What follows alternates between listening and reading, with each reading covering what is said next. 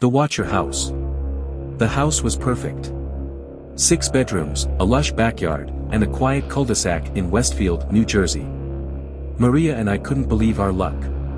We'd finally found our dream home, a place where our kids could grow up, safe and happy. Or so we thought. The first letter arrived 3 days after we closed the deal. It was addressed simply to the new owners. At first, I thought it was junk mail, but as I read it, my stomach sank. Dearest new neighbors. Allow me to welcome you to 657 Boulevard. I have been put in charge of watching it. My grandfather watched this house in the 1920s, and my father in the 1960s. It is now my time. Do you know the history of the house? Do you know what lies within the walls? Maria laughed nervously when I showed her. Some local weirdo trying to scare us, she said. But I couldn't shake the unease. Days turned into weeks, and more letters arrived. Each one more disturbing than the last. The writer knew our children's names, their ages, and where they liked to play in the yard. The young blood you have brought me. Will they play in the basement? It is far enough from the rest of the house. You won't hear them scream. That line sent chills down my spine. We called the police, but they couldn't do much. The letters had no fingerprints, no clues. We installed cameras and changed the locks, but it didn't matter. The Watcher was always watching. Young, beautiful woman with short blonde hair, standing in her house, is talking with a policeman, holding a few letters in her hand. She wants to report it, but the police can't do anything about it. One night, as I lay awake, I thought I heard footsteps outside the window. Heart pounding, I grabbed a flashlight and crept downstairs. I flung open the front door, expecting to catch someone, but there was nothing. Only a single envelope on the porch. 657 Boulevard is my obsession. I am its guardian. Leave, or I will make you. That was the breaking point. Maria and I packed bags and took the kids to stay with her parents. We hired private investigators, scoured public records, and even had the walls checked for hidden passageways. Nothing. The Watcher was a ghost. In the end, the fear became too much.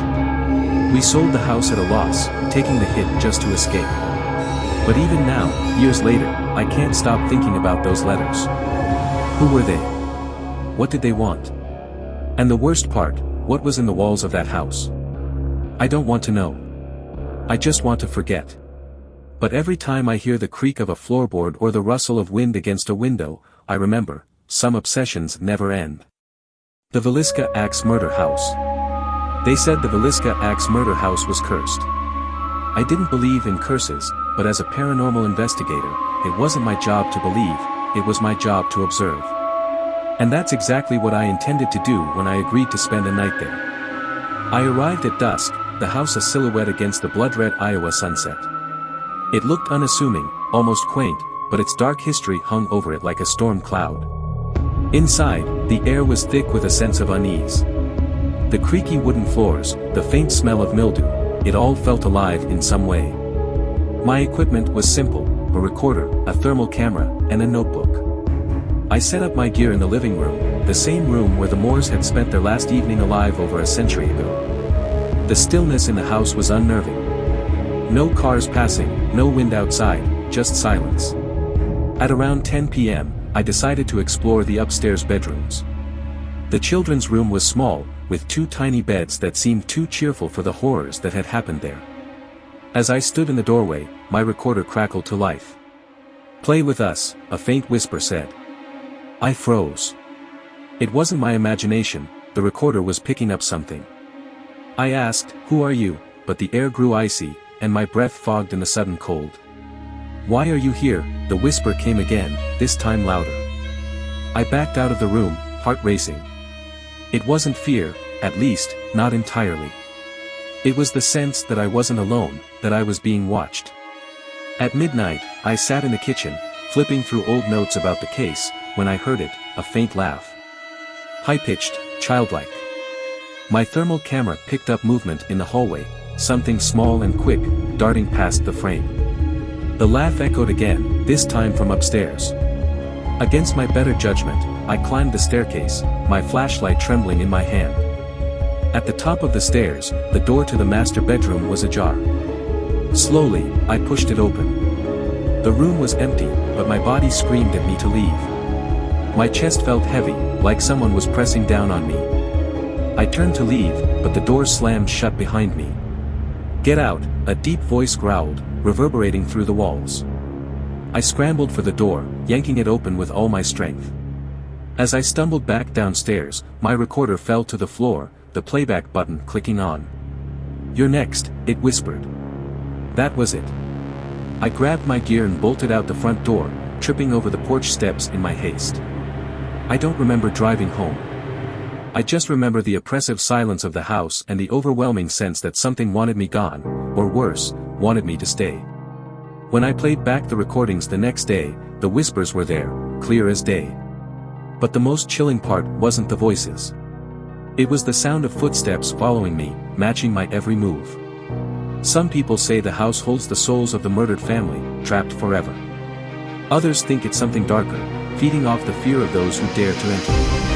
All I know is this: I'll never set foot in that house again. Whatever is inside doesn't want visitors.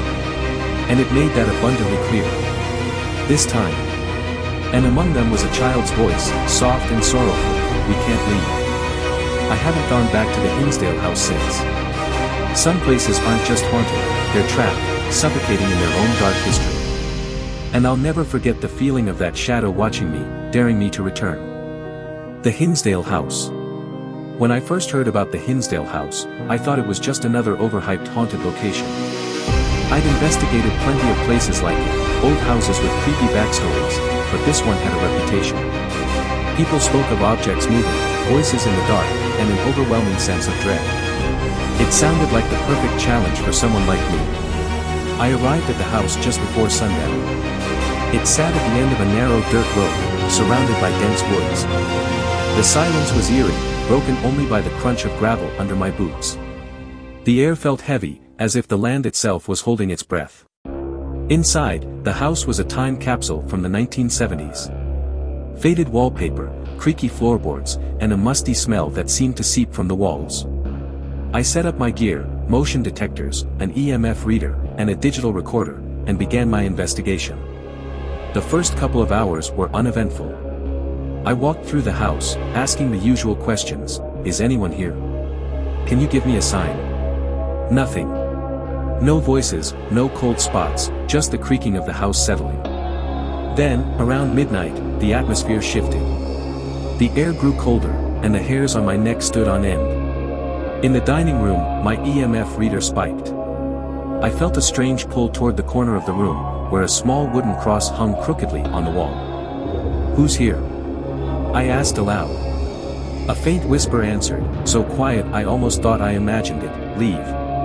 I froze, every instinct telling me to run, but I pressed on. I walked into the living room and turned on my recorder. The moment I hit record, the chandelier above me began to sway, the chain creaking as if someone had nudged it. "Is this your house?" I asked. Suddenly, there was a loud bang from upstairs. It sounded like a door slamming shut. My heart pounded as I climbed the staircase, flashlight trembling in my hand. The upstairs hallway was narrow and dark, lined with closed doors. As I approached the first door, a chill washed over me. Slowly, I reached for the knob and pushed it open. Inside was a small bedroom, untouched and covered in dust. The air felt thick, almost suffocating. And then, I heard it, footsteps behind me. I spun around, shining my flashlight down the hallway. It was empty, but the sound continued, growing louder, closer, as if someone was running straight toward me. "Who's there?" I shouted, my voice cracking. The footsteps stopped abruptly, and the door to another room creaked open on its own. My flashlight flickered, plunging me into brief darkness before coming back on. I hesitated, then stepped into the room. It was colder here, the kind of cold that seeps into your bones. My recorder began picking up static, followed by faint voices, multiple voices, overlapping, whispering incoherently. Then one voice broke through, clear and chilling. "Get out." The door slammed shut behind me, and I felt something brush against my arm. Panic set in, and I fumbled with the doorknob, finally wrenching it open and bolting down the stairs. As I reached the front door, I glanced back and saw it, a shadowy figure standing at the top of the staircase, watching me. I didn't stop running until I was in my car, speeding away from that cursed house. When I reviewed the recordings later, I heard the whispers again, clearer this time. And among them was a child's voice, soft and sorrowful, "We can't leave." I haven't gone back to the Hinsdale house since. Some places aren't just haunted, they're trapped, suffocating in their own dark history. And I'll never forget the feeling of that shadow watching me, daring me to return.